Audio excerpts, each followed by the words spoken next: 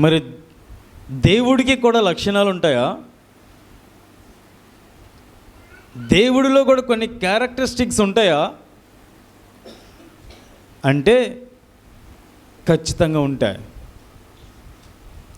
ఏంటి దేవుడు అంటే, దేవుడు మొదట ప్రేమ స్వరూపి. దేవునికి స్తోత్రం, హల్లెలూయా.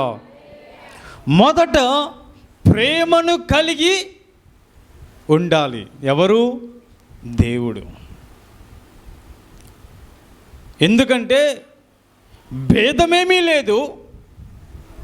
అందరూ పాపము చేసి దేవుడు అనుగ్రహించు మహిమను పొందలేకపోయారు. మరి అటువంటి స్థితిలో మనం ఒక వాక్య భాగాన్ని చదువుకున్నాం. ఏంటది?